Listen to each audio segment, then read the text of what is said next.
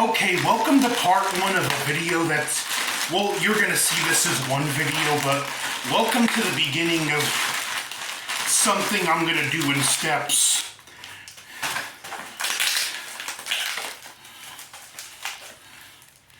Those of you familiar with some of my older videos, hold on a minute.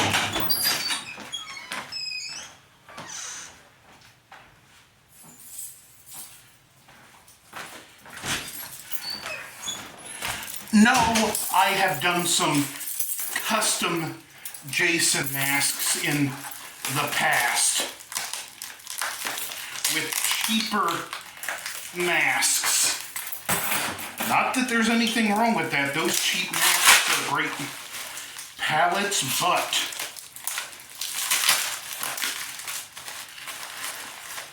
I've always wanted to do one with a high quality blank, and behold,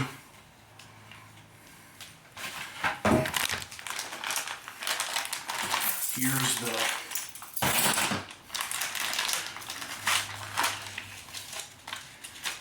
I'll leave the link for the website in the description of the video. Here's some pre-made masks they've done, and there's some of their blanks.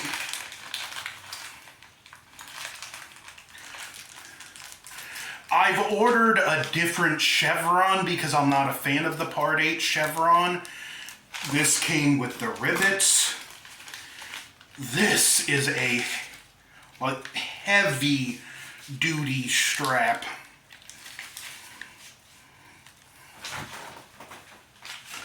But there you go. So stay tuned for step 2, which will be after I scar this up some. Okay, welcome back. Now we're doing some pre-paint weathering and damage. I have these screws that I'm using to carve damage into the mask. The whole point is these are details I want to show underneath the paint. As you can see, I even cut off the corner here, and what I did was I used this lighter to heat this blade up and cut the end off. I have a couple different screws, a knife, sandpaper for when I'm done, but this is the part of the process I'm on, so we'll see you next when this is damaged up in sand. Okay, I have the mask damaged, cut up,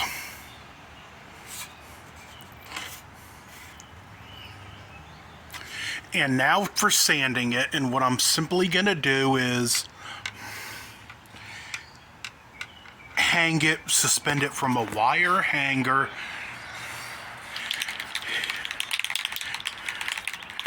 and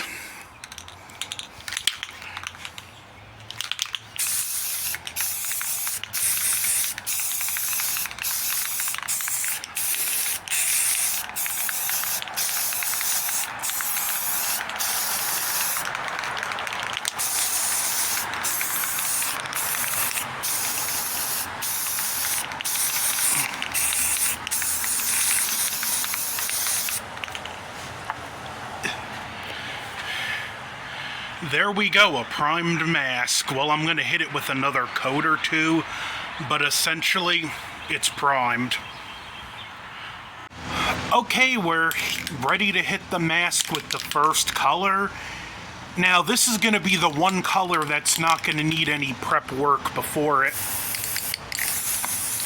And it's some black.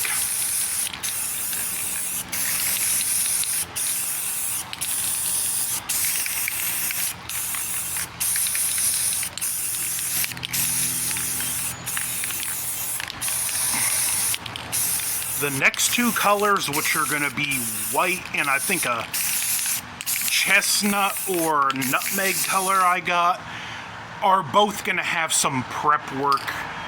Well, not both. The next color, which is white, is going to need some prep work before I hit it with the chestnut, as well as this is going to need prep work before I hit it with the white, but I'll see you in the next step.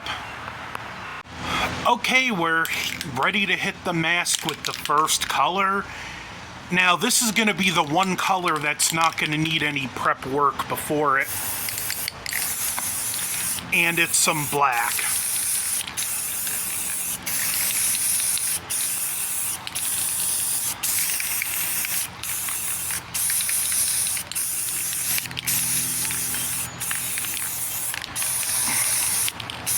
The next two colors, which are going to be white and I think a chestnut or nutmeg color I got, are both going to have some prep work.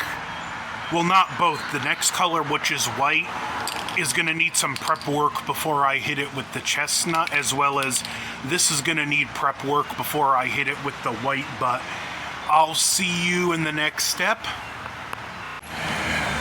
Okay, we're back on the next step, which, because there are parts I just want the black paint to shine through, I'm going to cover a few places in the map with the mask, with random pieces of blue tape that may be cut in odd shapes. This way, when I paint the next two colors, they're protected, and it'll just be the clean black. Then I'll go in with sandpaper when I'm done and the blade and rough up the edges a little, but this is where we are now.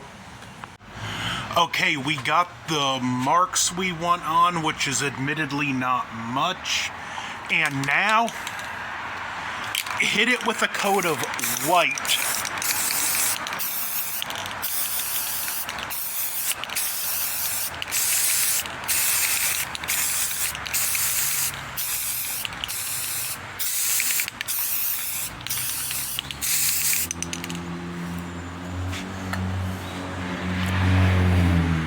But yeah, we'll finish painting this, then you'll see this stage when it's done.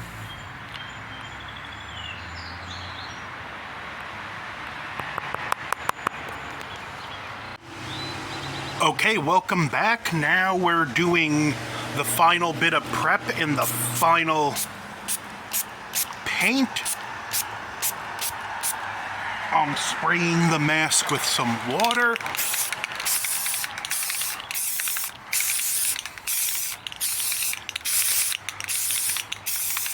Which I should have done more, but it is what it is. And I'll be back with a video of the finished paint, well, finished up to this point. Well, they say no plan survives contact with the enemy, and I really wasn't liking how what I was doing was coming out, because this color would have been too faded, and I just like it so much, plus it wasn't quite coming out how I envisioned. So now I'm just gonna let this dry for a couple hours, then I'm gonna start chipping away and sanding away some paint to get to some layers of white. But there we go for now. We're on hold waiting for this to dry properly.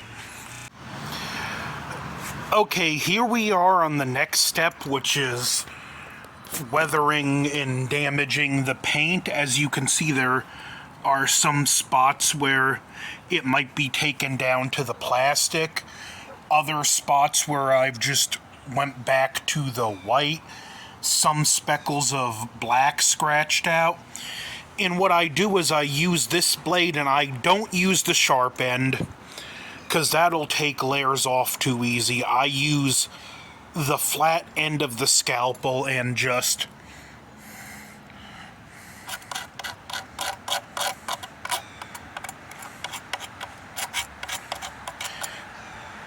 well, it would help if I have 3 hands, but you get the idea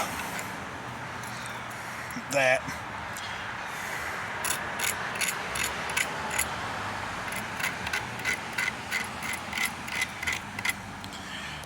But there we go, just the next step in the process. Okay, welcome back. I got my Chevron now. It's time to dirty this mask up. As you can see, I've done some of it. I'm using this burnt umber apple barrel black, these sponge things, and a damp rag to spread the dirt. And I just pick a spot, rub, and sometimes I'll use my hands to wipe excess off, and that's how I go along. This I might dip some in the brown, then run along the edges and use the dry side to even it out.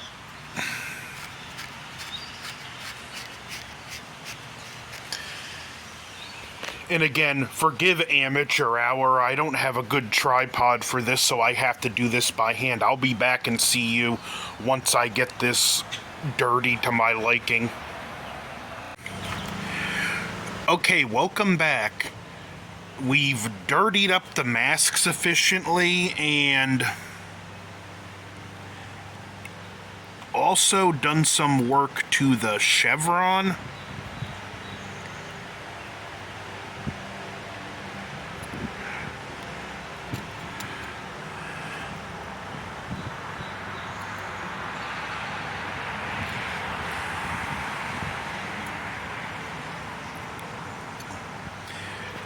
Which there, we have a partial damage Chevron, and as you can see, it has a more natural look with the dirtying it up first. Now, another nice thing to do to make the dirt look more natural is go in after you do it and add some additional scratches. I'm also going to go over some of these blood stains to make some look more fresh. And as you see, a nice thing with the Chevron, we get a nice outline effect from where it was. I might damage it up a little more, but I'll see you after I touch it up more. Again, as far as your paints, use whatever colors you feel will dirty it up well. I used burnt umber and black. Don't be afraid to layer and even mix the colors. And as you can see by my hands, don't be afraid to wipe off with your hands. That helps give it a more natural, dirty effect. So next time you see, there'll be more touch-up work on the mask, and then I can get ready for clear coat. Okay, I've got dirtied, scratched up, and done the final touch-ups, and it's looking pretty good. One of the tricks to doing these is you're done when you say you're done. That being said, you can take any design too far, so you just sort of gotta play it by ear. But next step, clear coat, let that dry, then we can put the straps on. Okay, sorry about the lighting, but here we are applying the clear coat. I put some tapes around the holes because it took me forever to clean the excess spray with rubbing alcohol in a rag last night. So yeah, anything that makes it easier.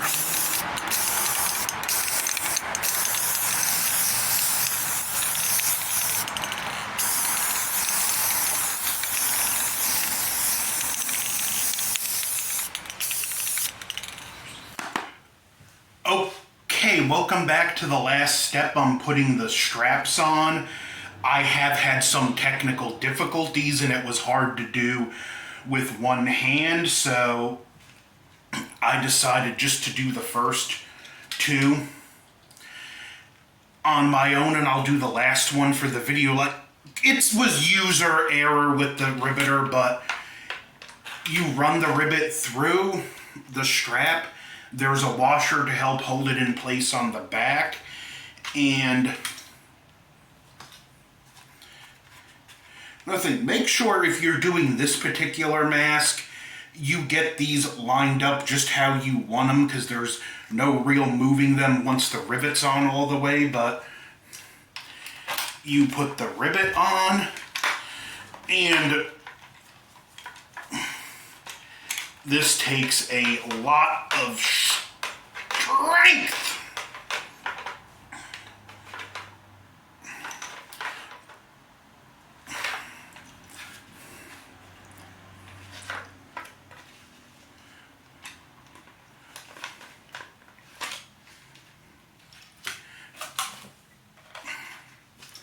And I think I firmed that up enough.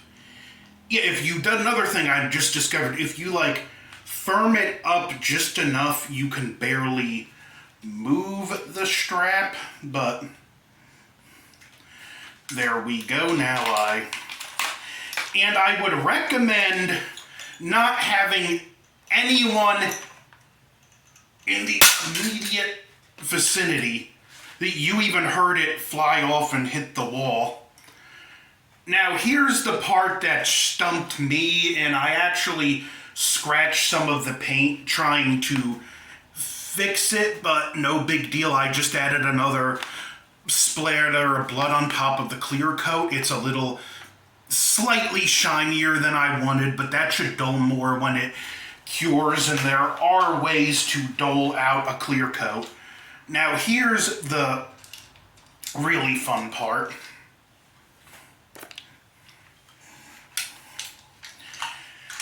I have to take this piece off,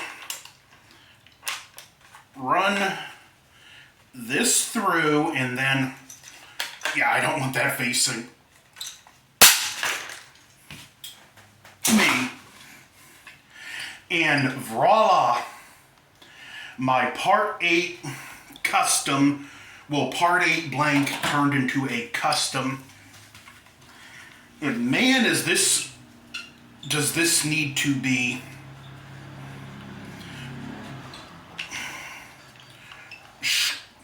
shortened. I'll be back with this on. I don't want to fight with it on camera.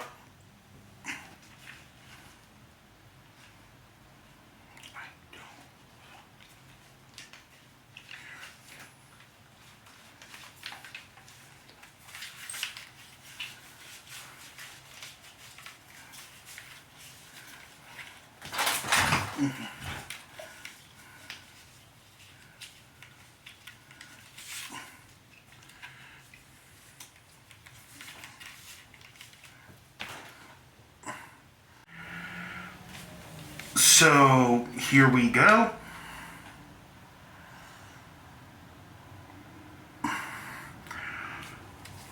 I do have a hole punch. I might add a few extra holes to these straps. They don't fit super loose, but I would like a slightly snugger fit. Yeah, looking really good. I'm super happy with this.